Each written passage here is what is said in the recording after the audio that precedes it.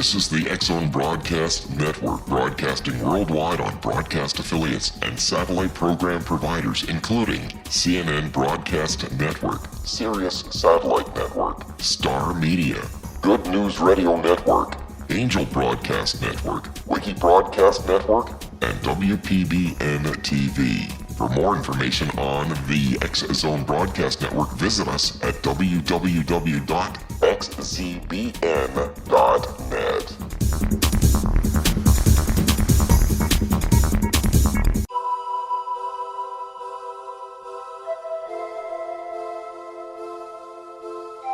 If you're a seeker, don't miss the inspiring book Shamanic Awakening, Between the Dark and the Daylight.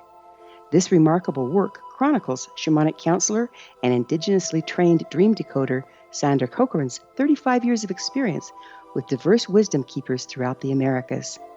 Sandy's initiations across the British Isles, Turkey, Greece, and Egypt, combined with her knowledge of symbology, psychology, and myth, influence her dream blog and workshops. Sandy offers private readings, sacred international journeys, a meditative CD, and her book, Shamanic Awakening, to encourage you as you navigate your earth walk and create a deeper connection to yourself. Find this and more at her website, starwalkervisions.com.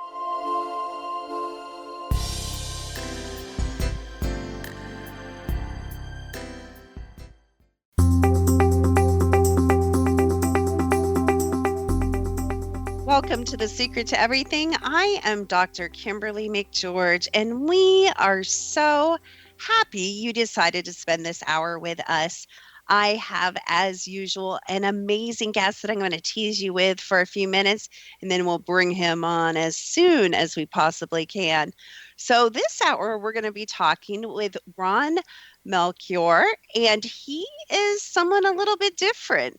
In fact, he's so different, he chose to live off the grid since 1980. I bet he has some amazing stories. And he has written a book that is called Off Grid and Free, My Path to the Wilderness. And of course, that is available on Amazon as well as Barnes & Noble. And like I said, we will be getting into hopefully some really great stories and practical tips as well with Ron in just a little bit. But I wanted to talk to you really quick about the energy right now.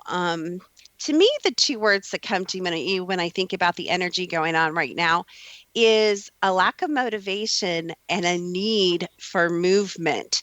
People seem so overwhelmed by the current energy that they are literally kind of frozen in place. And so here we are already into the second month of the year, and we had all these great aspirations, and this year was going to be different, and you guys know how it goes. And here we kind of stand looking around, and some of us are in the same place we were last year, and we're kind of frozen.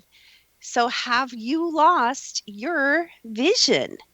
Like I said, it's already February. We need to do something about this. What's this year looking like for you? If things are not going well, let's tweak that vision a little bit. It's okay to change what isn't working. The big topic this month in the heavens, let's say, is all the eclipsing going on. So we've got a lunar eclipse, we've got a solar eclipse. What does that mean for you? Well, the positive part of that we'll get to in a minute, but we're going to start with the negative. The negative side of that is this is going to ask you, this energy, to let go of your stuff, your old way of doing things, your old way of thinking about things, your old relationship with yourself. And you may be tempted to go a little kind of wild and be like, I'm going to go into resistance in this energy, and I'm going to go wild and crazy, and I'm going to pretend I'm 16. And you and I know that never ends well. So don't give in to any of those temptations to kind of go off and do wild, crazy kind of things. However, letting go is the theme, not that kind of letting go, but letting go of all the things that you do not desire and inviting in and making room again for the magical creation that this year can continue to be. So stepping into kind of a new you in the new year. Stop trying to go back. Stop trying to retrace what worked last year because this is a totally different energy. Stop running back to your old relationships, your old way of thinking, your old way of doing things. Become very crystal clear on what you value and desire this year and chart a plan of action. And when I say taking action, I don't just mean thinking about taking action. I mean, really move forward with some really practical ways of accomplishing what you desire. You're going to feel some resistance energy. And that's partly because we've got this huge thing you may have heard referred to as a cardinal cross. And that's just an icky, heavy energy. The good news is by the time you listen to this program, most of that energy is going to be gone. And there's going to be some really nice, crystalline, very, very clear energy coming in to kind of shake things up. So if you can ride through this lower energy that's been going on the first half of this month, things are really going to lighten up as we head into the last 2 weeks of this month. And this energy that's coming in, the new energy, the good and positive energy, is actually a very different energy, and we haven't had it on the planet for a long time. So it may not feel entirely comfortable to you. Do not go into resistance in this energy. Rather, remember, use it to chart a new course. Use it to step into those new places of you that need exploring. Are you ready to move on? If you're ready to move on, if you're ready to move forward, this is the energy that's going to support absolutely all of that. This is your chance to rewrite the script, not just of this year or this day or this moment, but really of your entire life this forward. So please take advantage of that. Basically, we're going into high-speed forward motion. Keep up, or you're going to get left behind in the most positive of ways. So stop getting pulled into all the chaos that's going around in the world that everyone else is experiencing. Stay out of this. It's very, very important. The drama that everyone else is involved in will try to suck you in. Do not allow it to. As always, this show is sponsored by thesecrettoeverything.com. We are currently offering a free chakra reading if you go to my website, and you can check that out. So after this commercial break, we're going to be back with Ron Melchiore, and we're going to be talking about living off of the grid right here on The Secret to Everything with Dr. Kimberly McGeorge.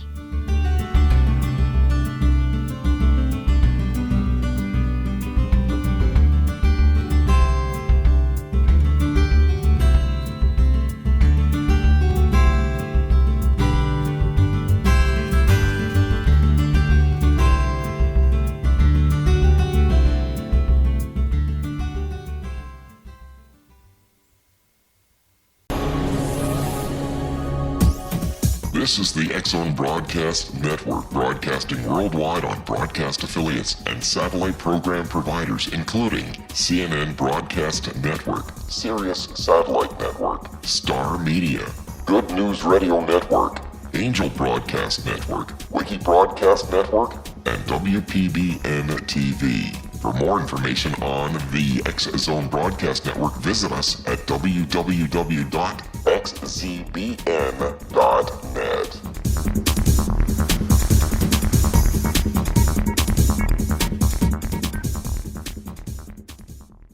How would you like to be able to read other people's minds? Well, the next best thing is here. When you know how to read a person's name, you know how the person thinks, feels, and behaves. Each letter in our name holds a key to unlock our true essence. Our name contains both our gifts and challenges in this lifetime. Mnemology science discovers personality secrets hidden in the placement of the letters of our names, including the first and last impression people remember about us. Sharon shows us how to interpret the arrangement of letters as outlined in her book, Know the Name, Know the Person. Sharon Lynn Wyeth created mnemology science after 18 years of research and testing her theories, and has supported thousands of people around the world in understanding themselves and others better. You'll enjoy Sharon's unique teachings as she shares her system to learn the gifts behind your given birth name. Even if you don't like your birth name, there are jewels in this book. If you're thinking of changing your name, ready to name your child, or wanting to get along better with others, this is the book for you. If you'd like to improve your relationships and change your life for the better, get the book today, Know the Name, Know the Person, or visit www.knowthename.com. That's www.knowthename.com.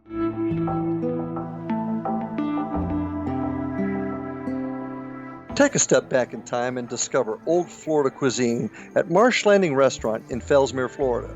Enjoy delicacies such as frog legs, gator tail, catfish, and swamp cabbage, or enjoy the more traditional cuisine such as hand-cut Angus steaks, ribs, and seafood.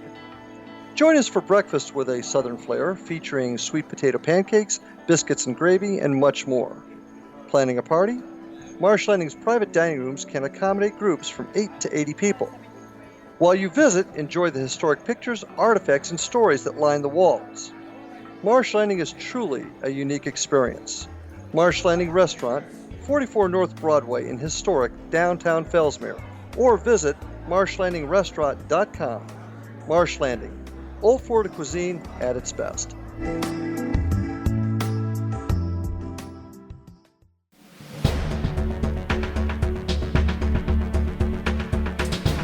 Thank you so much for listening to The Secret to Everything. I am Dr. Kimberly McGeorge, and we are here to dig in with a wonderful and fascinating guest.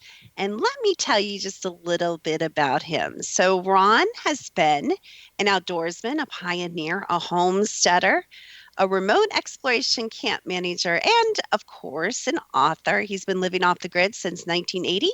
He and his wife, Johanna, have spent the better part of their lives unplugged. I like the sound of that. And as part of Back to the Land movement that originated in the 70s, they have spent their adult years living the homestead dream. I want to talk to him about this because I love what I'm going to say next. So Ron has also thru hiked all 2,100 miles of the Appalachian Trail in winter. Did you guys catch that? In winter. Bicycled from coast to coast, survived forest fires, encounters with bears, and much, much more. Like I said, his book is Off Grid and Free, My Path to the Wilderness, available at Amazon and Barnes & Noble. Welcome to The Secret to Everything, Ron. Oh, thank you very much, Dr. Kim. It's a pleasure to be here. I am so impressed. And of course, I live very close to the Appalachian Trail, so I am very well aware what a thru hiker means. But for those that aren't familiar with that term, why are we distinguishing thru hiking from what other kind of hiking is there? Well, there's day trips, and so thru hiking would be a really long, extended hike. I actually, for the 2,100 miles, it's almost 2,200 miles, and it took me 5.5 months of walking. And I started at Springer Mountain, Georgia, and worked my way. There's 14 states that I had to traverse, and I ended up in Maine at Mount Katahdin. Wow. Now, did you do that with your wife or with other hikers, or by yourself? How did you take that journey? Yeah. No, it was, we started together with Johanna and I, and she went a couple 100 miles and then ran into some physical problems with her knees. Her knees kind of gave out. So at that point, again, this is wintertime, so there's very little competition for shelters and very little in the way of traffic on the trail. So I ended up doing the rest of the trail, roughly 1,900 miles alone. Wow, that is so impressive. And it's funny because at first you said winter, and I thought that's horrific. But really, you brought up a really great point. There is a lot of competition in some of the other seasons for, a lot of things, really. And so I think that's kind of smart that you chose to do that in winter. Obviously, you are very, very tough. So share with us kind of the beginning of your journey. You obviously haven't always lived off grid, like your whole entire life. What kind of was the tipping point where you said, okay, I'm done and we're going to do something different? Sure. That's a really great point. And the question is, I've grew up just in a traditional household, and I took during my schooling days, I took industrial electronics as my career choice. And after I graduated high school, I went into the work field and worked at several jobs in the electronics industry. And it wasn't too long, maybe 3-4 years, that I started to question, is this really all there is to life?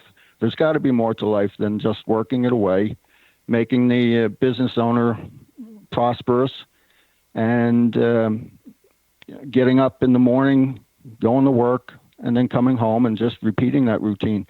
So at some point, I had a relatively young supervisor in the electronics industry at the one job, and I was lamenting the fact there had to be more to life than just working it away. And he suggested homesteading. And at that time, I'd never heard the term. I was absolutely clueless. But once I realized after some research what it meant, which was basically being self-reliant, self-sufficient, the little bell went off, and I never looked back. It was just one of those things in life where a simple suggestion changed the entire course of my life. That's really amazing. So that was kind of something that you didn't even know that you were going to resonate with, but you really fell in love with and took to that as a permanent lifestyle. So where are you living right now? And I think you told me that you're in the process of moving, but let's say, where have you been living? Let's go with that question for the last however long. Sure. Well, one thing I should point out is we're talking over VoIP, which is voice over internet, and we're actually bouncing a signal off a satellite. So there's going to be a little bit of a slight delay. But once I decided that I wanted to homestead and the decision was made, I immediately started looking for land, and I ended up in northern Maine. And I spent 20 years in northern Maine learning the ropes and gaining confidence in my abilities and stuff. And I heard the call of the wilderness. So right now, for the last 17 years, we've lived out in the Canadian wilderness on a remote lake. We're alone out here. There are no roads, no trails to get to us. Animals are the only neighbors that we have. And float plane is the only way to be able to reach us.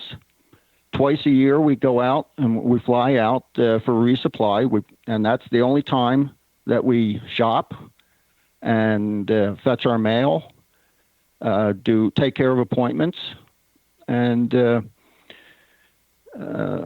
interact with other human beings. So basically twice a year, we see people only when we fly out for resupply.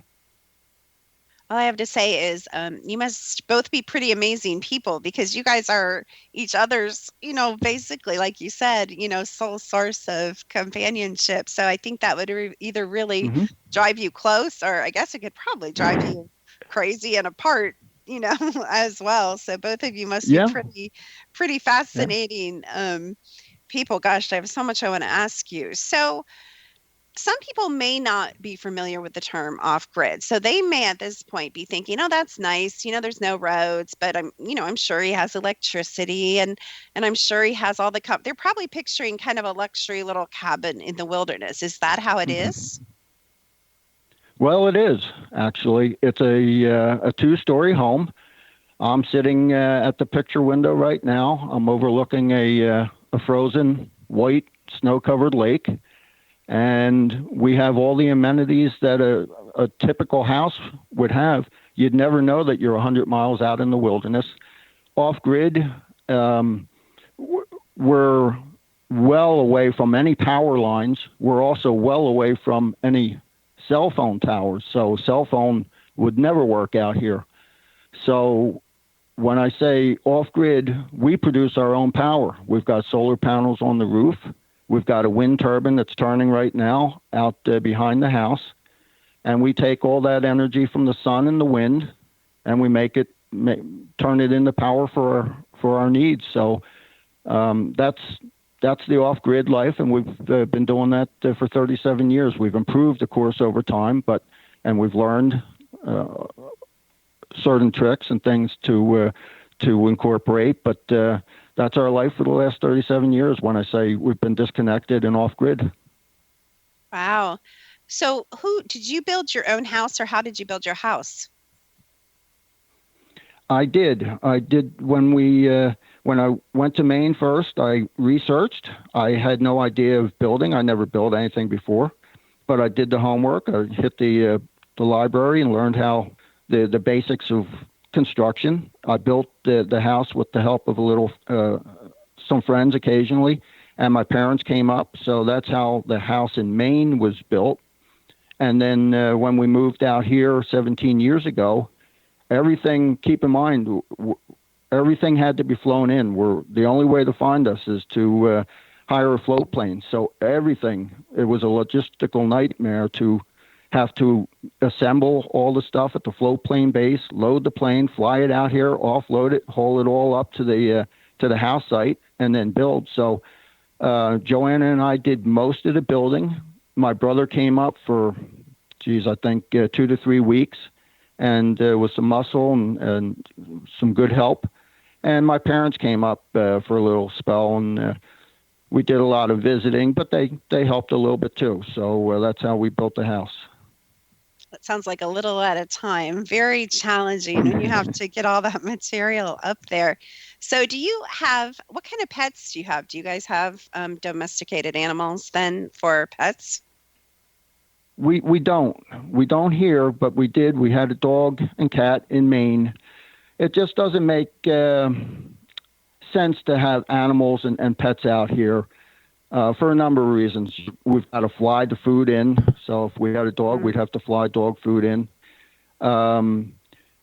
We would not experience the kind of wildlife that we've seen here if we had a dog outside that was constantly chasing off stuff. We've had some amazing wilderness and wildlife experiences. So, and then, we've got bear and things that may even prey on the dog or cat. So it's just easier not to have to worry about all that, those things.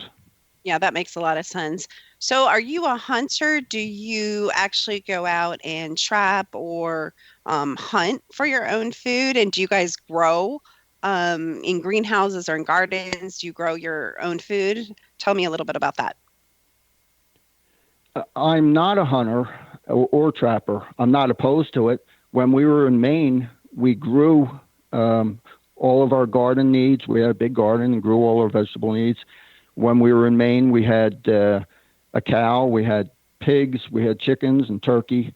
So we did all the raising of livestock. We did our own butchering and slaughtering and processing of the meat. We cut the carcass up and cut and wrapped. We can do the smoking of bacon and hams and the curing. So we know all that stuff. We've done it in Maine.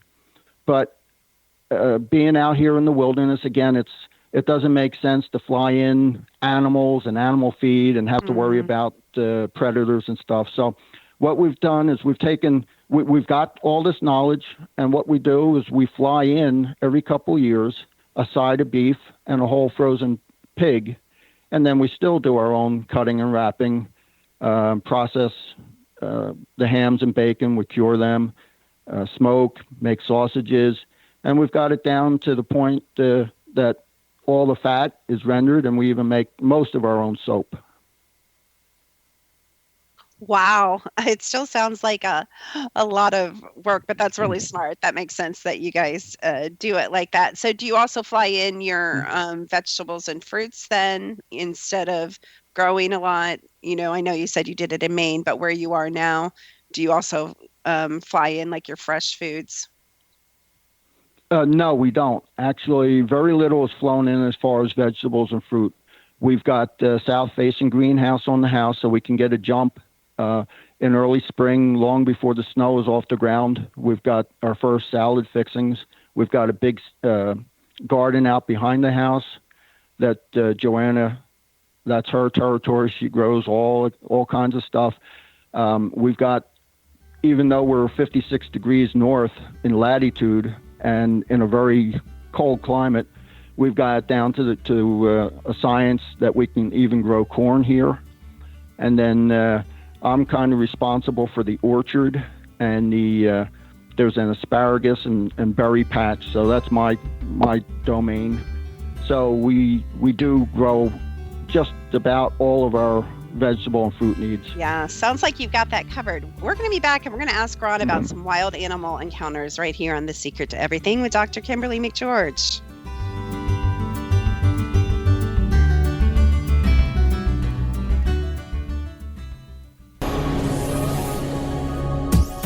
This is the X-Zone Broadcast Network, broadcasting worldwide on broadcast affiliates and satellite program providers, including CNN Broadcast Network, Sirius Satellite Network, Star Media, Good News Radio Network, Angel Broadcast Network, Wiki Broadcast Network, and WPBN TV. For more information on the X-Zone Broadcast Network, visit us at www.xzbn.net.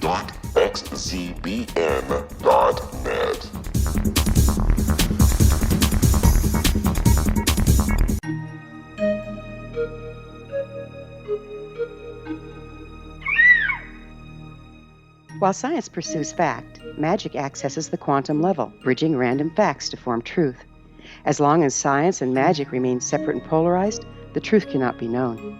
I'm Gwilda Wiyaka. Join me on the Science of Magic radio program, dedicated to unification and evolution of consciousness. During each episode, I'll be speaking with experienced and respected scientists and mystics. From astrologers to astronomers, from medical doctors to shaman, the scientific method to dowsing and intuition, we'll weave together information from seemingly divergent practices to promote unity and enlightenment. Join me, Gwilda Wiyaka, and the Science of Magic right here on the Mutual Broadcast Network. For more information, visit www.thescienceofmagic.net. Gibbs A. Williams, Ph.D., is a practicing psychoanalyst, supervisor, researcher, and author in New York City. Much of his life has been dedicated to understanding nature and the uses of meaningful coincidences or synchronicities.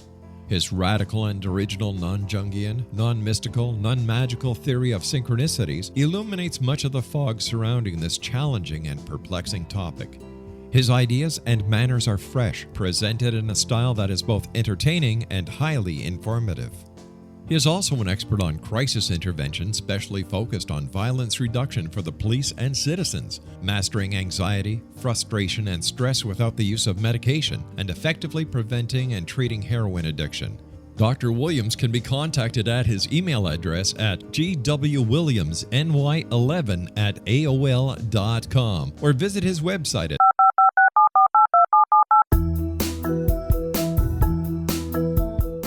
Did you know that when you're on the road with limited data or Wi-Fi, you can still listen to the X-Zone Radio Show with Rob McConnell, The Science of Magic with Gwilda Wiyaka, X-1, Dimension X, Space Patrol, and every minute of the X-Zone Broadcast Network by calling 213-401-0080, courtesy of Audio Now.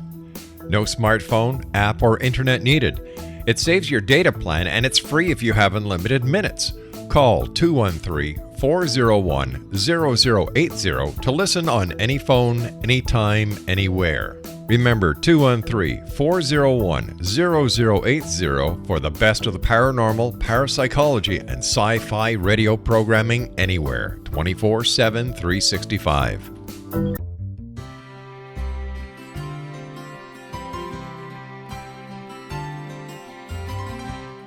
True healing must address 4 levels: physical, emotional, mental, and spiritual, for us to live joyful and productive lives. We tend to treat 3 of the 4, leaving the spiritual languishing. If you're tired of the same dysfunctional patterns cropping up in your life, Soul Balancing is for you. Trixie Phelps, owner and founder of Soul Balancing, is a naturally gifted energy healer trained in numerous esoteric forms, including shamanism. Trixie has created a powerful modality that safely and effectively clears your energetic field. A Soul Balancing session can remove interference, heal trauma, and restore your hope. Contact Trixie for a life-changing long-distance session today, www.soulbalancing.world.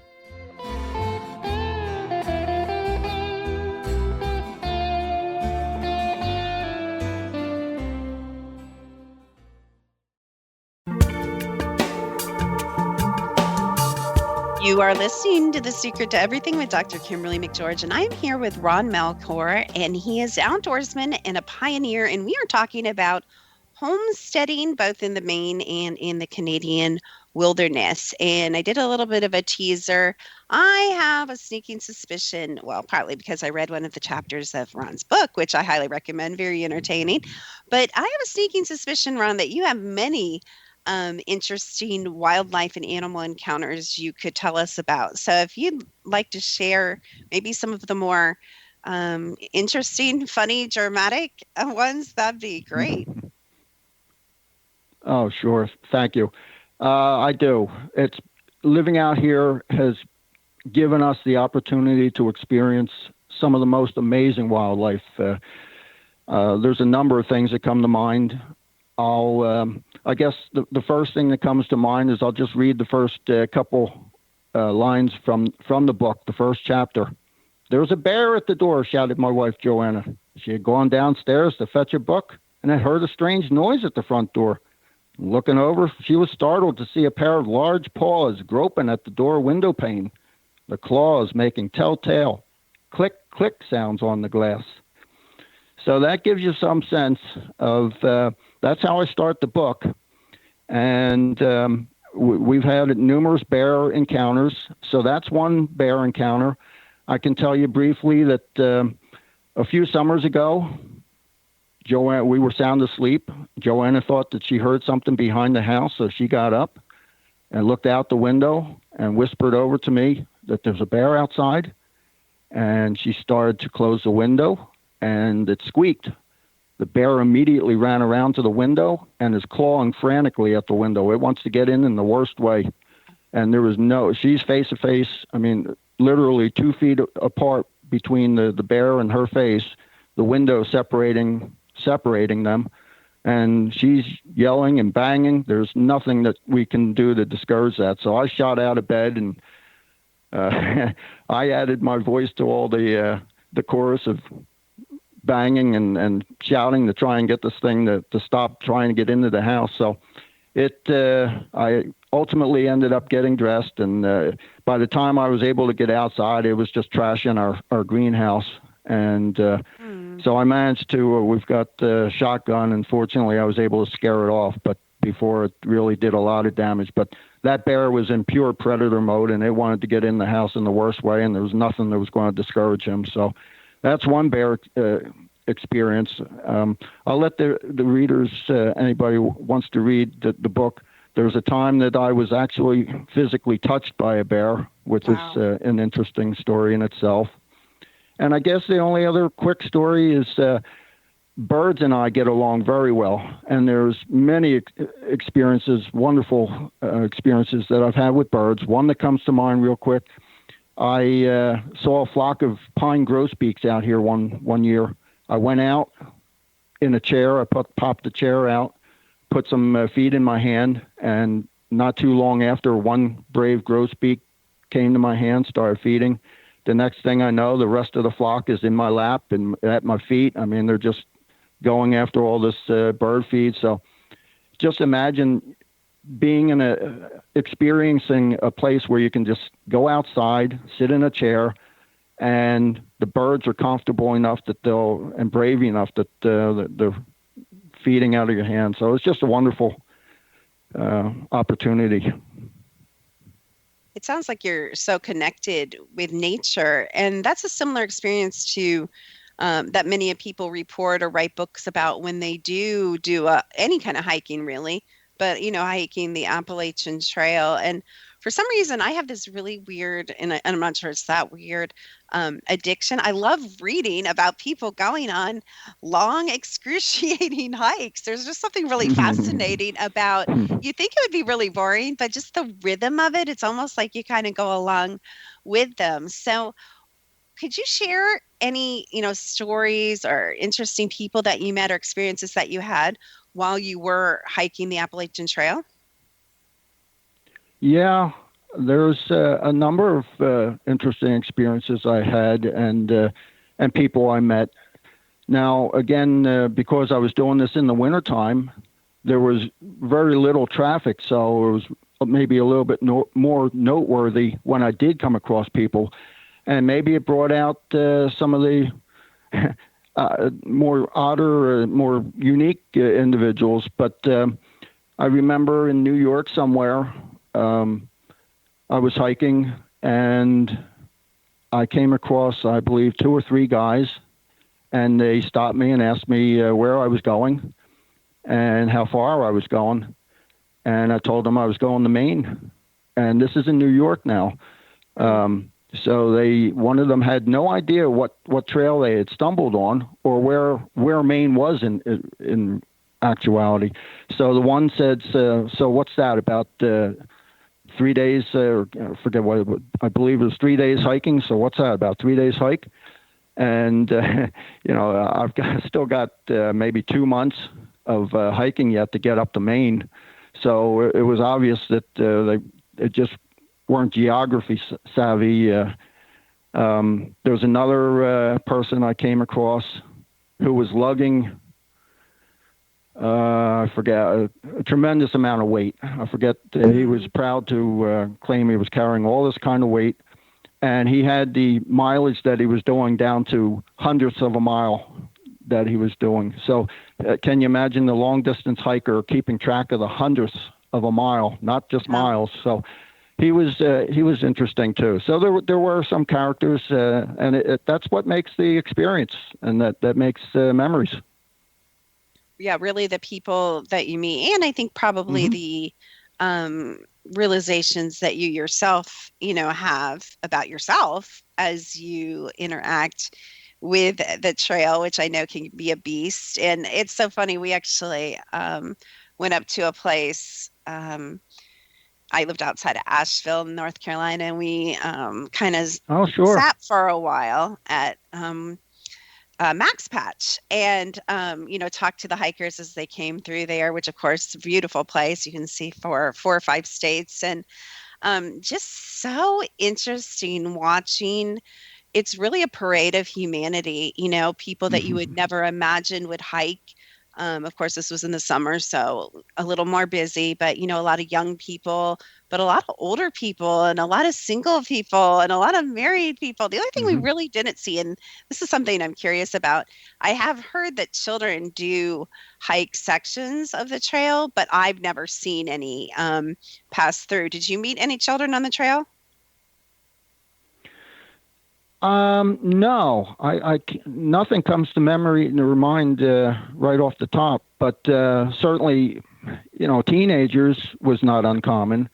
So anything from teenage on up, but you're right, it is a study in humanity to, especially if you can sit there and just watch the people pour by, and it's a reflection of society, I think, as far as the range and the diversity of people that are out there on the trail. And I have to tell you, it's refreshing that people still hike to me, because we're such a, technological age, and the kids are playing so much Xbox, and they're all into their phones. And so it's so nice that hiking is actually still a thing. I think it's great.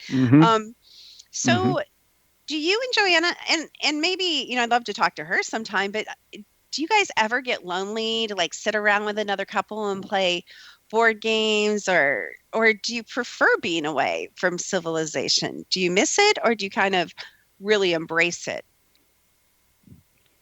We embrace being out here alone, and it's not because we're antisocial. I mean, we're happy to talk to people. We're happy to peck out emails back and forth, and stay in touch with everybody. But we don't feel that need to be surrounded by people. We're comfortable being on our own. And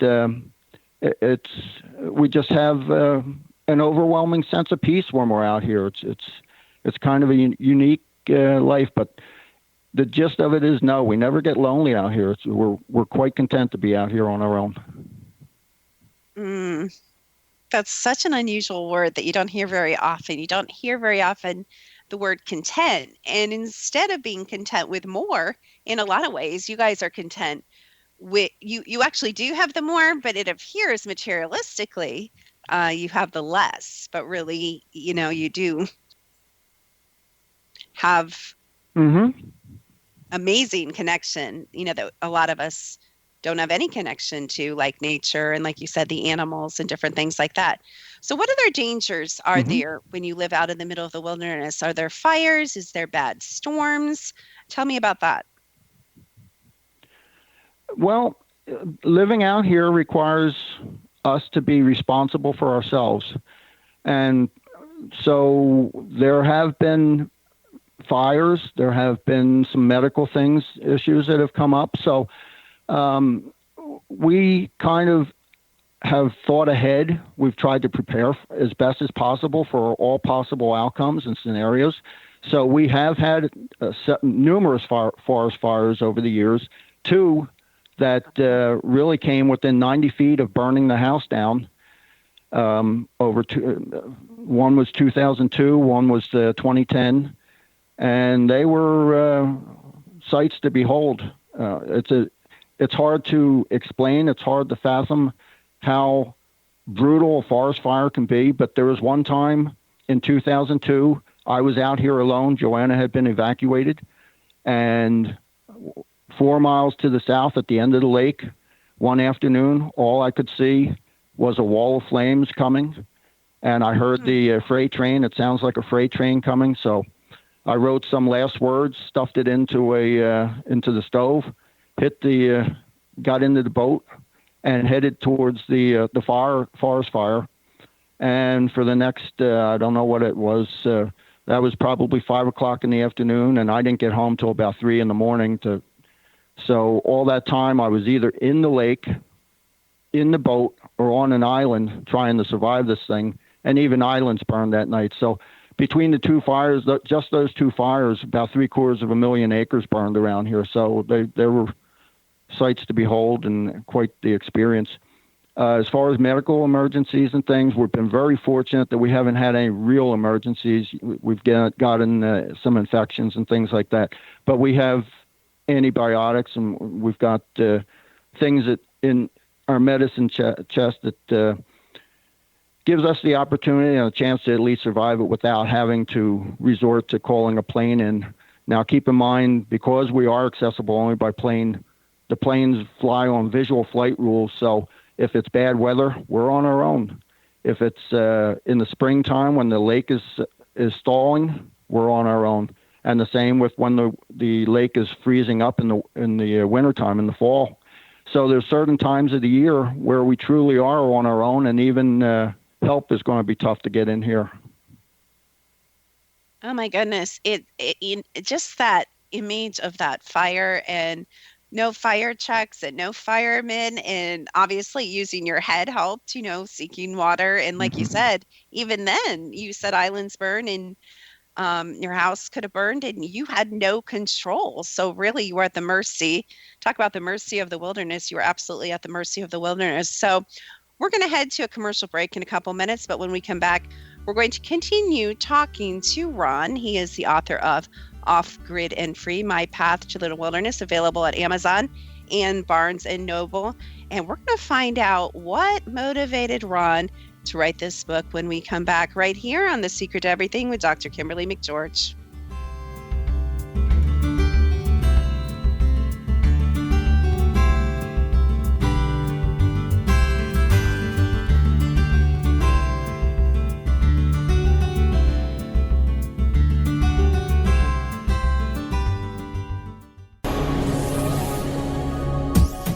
This is the X-Zone Broadcast Network, broadcasting worldwide on broadcast affiliates and satellite program providers, including CNN Broadcast Network, Sirius Satellite Network, Star Media, Good News Radio Network, Angel Broadcast Network, Wiki Broadcast Network, and WPBN TV. For more information on the X-Zone Broadcast Network, visit us at www.xzbn.net.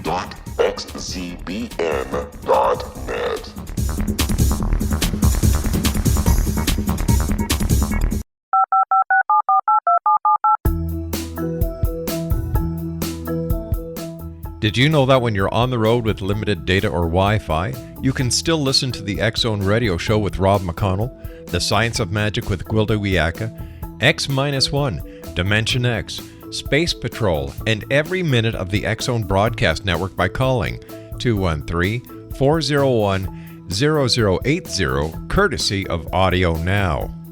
No smartphone, app, or internet needed. It saves your data plan, and it's free if you have unlimited minutes. Call 213 213-401-0080 to listen on any phone, anytime, anywhere. Remember 213-401-0080 for the best of the paranormal, parapsychology, and sci-fi radio programming anywhere, 24/7, 365.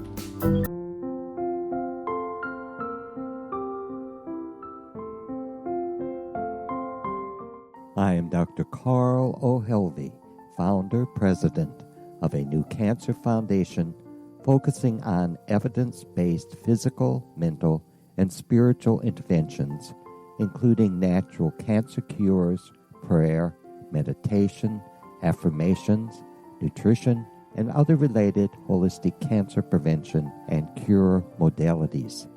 These are used in cancer education, research, and financing care. I ask for your help to continue this important work by donating at www.holisticcancerfoundation.com.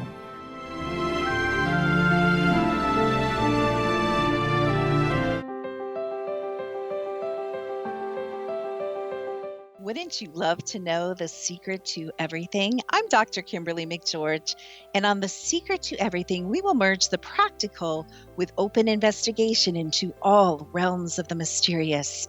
We will talk to cutting-edge alternative health practitioners, those who inspire and motivate you in business and life, and of course, we will share stories of the paranormal, conspiracy, and cryptozoology.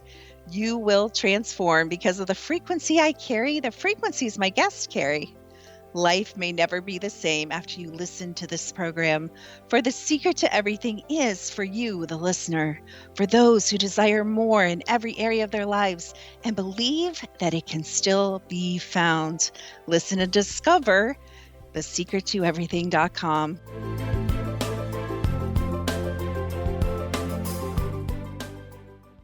Little children aren't the only ones afraid of the dark. Millions of soldiers return from war zones with PTSD, anger, frustration, fear, and loneliness, much of which surfaces during the darkness of the night. You have the chance to change the lives of these American heroes. Songs and Stories for Soldiers.us provides free MP3 players for these men and women. With a list of 3 million songs in 16 different styles, 100,000 audiobooks, and 30,000 old-time radio programs, every veteran can find something to soothe and comfort them at no cost. All our players contain an 8-hour audio program designed to help veterans fall asleep. With 1,500 plus vets now participating, it's our goal to deliver 10,000 audio players this year. Go to our website at songsandstoriesforsoldiers.us. Help us help a veteran make it through the night. You're listening to the X-Zone Broadcast Network, www.xzbn.net. Welcome back to The Secret to Everything with Dr. Kimberly McGeorge, and we are wrapping up a very warm and wonderful conversation with Ron Melchiore, and he is an outdoorsman, pioneer, homesteader, remote exploration camp manager, and last but not least, the author of the book Off Grid and Free: My Path to the Wilderness. And speaking of your book, Ron, what motivated you? And it's so funny because part of me says, well, you have plenty of time to write a book, and part of me thinks you probably have no time to write a book. But what motivated you to write down some of your adventures in this book? Yeah, sure. The motivation was, in all honesty, I've never thought of our life as anything really out of the ordinary. But when I relate the stories of a forest fire to somebody, or I tell them some of these animal stories, whether it's family, friends, complete strangers, invariably everybody suggests, why don't you write a book? You should write a book. And I heard that for year after year after year and kind of poo-pooed it. I mean, I didn't think anybody would really be interested in it. But I heard it enough times that I decided, okay, I'll start to jot down some stories, some things that I can remember. And before long, I had 18 chapters. And I was fortunate enough to find a publisher. and it's a 5-star rated book on Amazon. I'm just totally blown away that there's so many wonderful reviews that people have written for us. So it's obviously going over very well, and I'm just very grateful that people find our life story that interesting. So that's been really the motivation why I wrote it. Well, and you're being a little modest because it's, there's books that are just books, and it's a well-written, entertaining, book. So I really encourage you guys to check it out. So let's say, what would your advice be to, let's call them a virgin homesteader, or someone who's like, oh yeah, that sounds like so much fun. What is the first step if someone is considering moving out of their, middle-class suburban lifestyle and moving, whether it's to Maine, which is kind of a steppe wilderness, or to complete wilderness like where you are now? What would you recommend? Mm-hmm. Well, I certainly wouldn't recommend anybody moving to the wilderness right out of the gate. Take it slow. Talk to experienced people that have actually been off grid for a little while. Hit the books. There's lots of books out there. Gather as much information as you can so you can make an informed decision, and then take it slow. Start out. You don't need to move off grid. The ultimate goal is to be self-reliant, to be a little bit more self-sufficient, and you can start out with the garden and canning, and then over time, as you get experience and more confidence, just maybe add some solar panels, or you do some, you raise some of your own animals, and start with chickens. They're the small, easiest thing, and then work your way up. So that would be my advice for anybody who wants to go off grid. Start it slow, learn from books, and talk to people, and there's always people out there willing to help out and give counsel. I think you brought up a really great point, which is we don't have to necessarily move out of our homes or, our middle-class neighborhoods. We can start by, and I'm really encouraging people to do this too. I love that you brought that up. It's such a great point that we can start by growing our own food. What a concept. Or, setting up a neighborhood co-op and coming together. And I really like the concept of going back to local, eating and eating what's fresh and what's available in your region that you live in. I really, really love that. A lot of places where I live in Winston-Salem, North Carolina, and around here are very much into kind of the farm to table and the organic and the sustainable, locally grown movement. And I absolutely love that.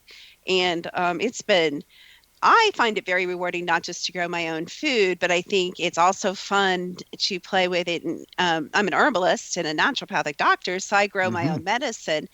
And there is nothing more rewarding, both in you, and this, walking out and, holding a tomato in your hands or anything, green beans or whatever you're growing, and know that that's something that, you've invested the time and energy in, and you've worked with the soil to produce.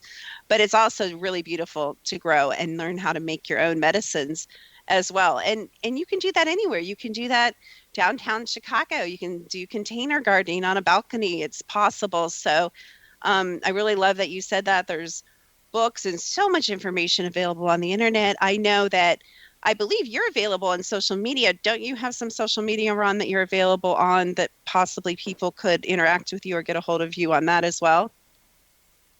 For sure. And I'm always happy to talk to people, but we're on Pinterest. I've got a Facebook page. I've got my own website now, and I'm actually doing blog posts, and I'm trying to write these blogs for the beginner. There's going to be a lot of information for experienced people as well, but I'm trying to take people, the beginning homesteader or someone that's considering doing it, and I'm trying to walk them through step by step. Here's what you want to look for in land. Here's some considerations, things that you want to do and search out. So I'm trying, the website is the way I'm trying to do that. And I've got a lot of, maybe a half dozen YouTube videos. So people are welcome to just search out my name, go for and look up YouTubes, and there's a couple of really interesting videos that will at least give them a better sense of our life out here. Oh, I'm going to have to look those up. That's really interesting. So what's next for Ron and Johanna? Where are you guys going to live in the wilderness for the next 100 years, or what are your plans? No, everything, all good things come to an end. And this April, we're actually going to be moving. We've got one last adventure in life before we hit the checkout counter, and that's to move to Nova Scotia, and we're going to create another off-grid homestead on the ocean or right handy to the ocean. It's always been the ocean has always been a source of fascination for us. So that's going to be the last big thing in our life, is to have a homestead on the ocean. I think that's really neat that you guys are kind of mixing it up and twisting it, a little bit and saying, okay, let's see how this works. And at the same time, sounds like, possibly a dream of both of yours. So do you have any final thoughts for the audience? Does it take a certain type of person to be a homesteader? Can anyone do it? Is there certain character qualities we should be developing? Is it the sense of adventure? Is it patience? Is it knowing yourself? Kind of help us out. Is this for everybody, or is it just for some people? No, this lifestyle is for everybody, as far as off-grid and homesteading and having the goal of being self-sufficient, self-reliant. That's for anybody. Anybody can do that. It takes a little bit more of a personality, perhaps, to live as remote as we do. Very few people would be happy out here.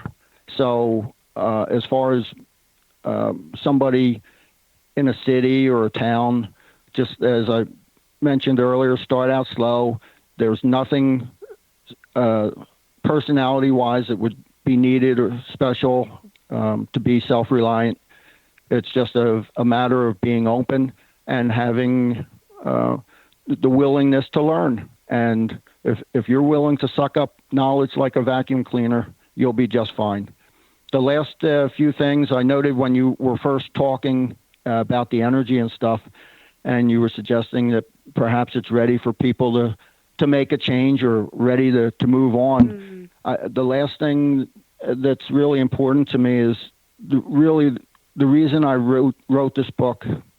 I hope that my life story gives some confidence, provides a little bit of encouragement, maybe a little bit of inspiration for others to follow their dreams. Life is short. If you've got the opportunity, if you've got something in your life that you want to do, don't wait. Take the ball and run with it. Seize the opportunity. And that's really my message in the book, is I hope people will take that to heart. That's so rich, and I love that. And I thank you so much, you and your dear wife, for modeling, that sense of adventure and that pioneering spirit. And I know you guys have certainly both, in many, many ways, reaped the benefit of that. And thank you for writing that book and sharing that, with people all over the world. So one more time, I've told them a couple times, but tell us how we can get your book and where we can find you on social media, and then the name of your website, if you would. Sure. So, well, first, thank you so much. You've done a wonderful job of chatting with me, and I appreciate that. So thank you. My book is Off Grid and Free, My Path to the Wilderness. It's available on Amazon and Barnes & Noble. It's also in a audio version, so people can read it, print version, ebook, or audio. Social media, I'm on Pinterest, YouTube, Facebook, and I've got my own website, inthewilderness.net. All one word, inthewilderness.net. And I'd be happy to talk to anybody that has an interest in learning more about off-grid, homesteading, or really anything. Absolutely love it. Well, thank you so much for your willingness to do that and for being on The Secret to Everything. And many blessings to you and your wife as you get ready for this next adventure in your lives. Thank you so much, Dr. Kim. All right, you guys, we will have many, many more fascinating guests. Be sure to check out Ron's book. Like he said, very available. And if you Google his name, he is very available to be found. Check out his YouTube videos as well. We will be talking to psychic Danielle Agnew on our next episode. And I am Dr. Kimberly McGeorge. This show is sponsored by thesecrettoeverything.com. And we will see you again on the next episode of The Secret to Everything.